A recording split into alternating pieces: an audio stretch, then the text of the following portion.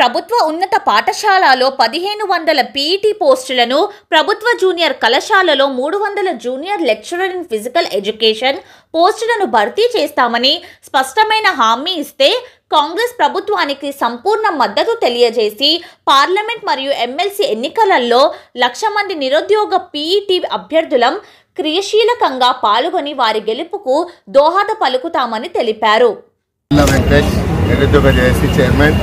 ఈ రోజు రాష్ట్ర పీఈటీల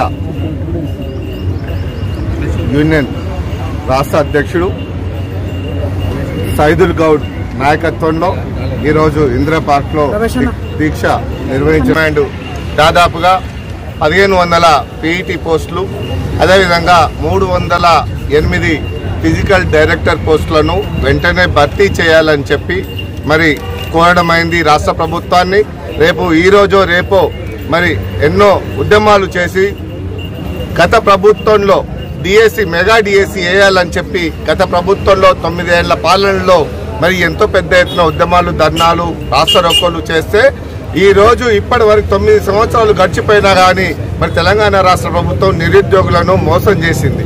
నిరుద్యోగుల పక్షాన ఉండాల్సిన తెలంగాణ రాష్ట్ర ప్రభుత్వం అధిక కార్పొరేట్కు తొత్తుగా మారి ఇవాళ ప్రభుత్వ పాఠశాలలను రేషనలైజేషన్ పేరుతోని టీచర్లు లేకపోవడంతో, పిల్లలు లేకపోవడంతో రేషనలైజేషన్ పేరుతోని తాళాలు చేయాల్సిన దుస్థితి 70 సంవత్సరాల పాలనలో తెలంగాణ రాష్ట్ర ప్రభుత్వం ముఖ్యమంత్రి కేసీఆర్కే దక్కింది. అది ఎందుకంటే పిల్లలు చదువుకోకుండా బర్ల కాడికి, గొర్రెల కాడికి చేప పిల్లలు ఏరుకోమని చెప్పి గొర్రెలను, బర్రెలను, పందులను, కుక్కలను, గొర్రెలను ఇచ్చి రాష్ట్ర ప్రభుత్వం విద్యార్థుల జీవితాలతో చెలగాటమాడింది. తెలంగాణ రాష్ట్ర ప్రభుత్వం నిరుద్యోగుల పక్షం విద్యార్థుల బలిదానం చేస్తే రాలేదా? ఇలా తెలంగాణ ఇచ్చింది కాంగ్రెస్ ప్రభుత్వమే. ఇలా తెలంగాణ రాష్ట్ర ప్రభుత్వాన్ని నిరుద్యోగులు భుజ స్కంధాల మీద తెలంగాణ రాష్ట్రాన్ని బొందబెట్టి ఇలా కాంగ్రెస్ ప్రభుత్వాన్ని మరి తెచ్చుకున్నారు. మరి రేవంత్ రెడ్డి గారు సమర్థుడు, వయసులో ఒక సమర్థమైనటువంటి పాలన నడిపిస్తాడనే నమ్మకంతో ఇవాళ మెగా డిఎస్సి 24,000 పోస్టులు ఖాళీగా ఉన్నాయి. 24,000 పోస్టులు ఖాళీ భర్తీ చేయడానికి అందులో 1500 పీఈటీలు ఉండాలి.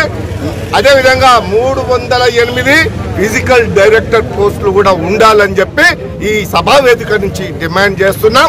అదేవిధంగా గతంలో ఏ విధంగా అయితే కార్పొరేట్ ధీటుగా ప్రభుత్వ పాఠశాలను నిర్వీర్యం కాకుండా కాపాడతా అని చెప్పి అన్నారో, ఈ రాష్ట్ర ప్రభుత్వం కాంగ్రెస్ ప్రభుత్వము ప్రభుత్వ పాఠశాలను నిర్వీర్యం కాకుండా ఇవాళ పిల్లలకు చిన్న వయసులోనే బీపీ, షుగర్, మెంటల్ టెన్షన్స్ కు గురై ఇలా పిల్లలు బలిదానం కావాల్సిన పరిస్థితి ఎదురవుతుంది. మనం పేపర్లలో చూస్తున్నాం.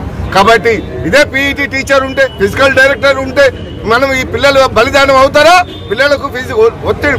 ఇలా తెలంగాణ రాష్ట్రం గోల్డ్ మెడల్ సాధించడానికి కూడా సమర్థమైనటువంటి నాయకత్వం పీఈటీలు, ఫిజికల్ డైరెక్టర్లు, టీచర్లు మన దగ్గర ఉన్నారు.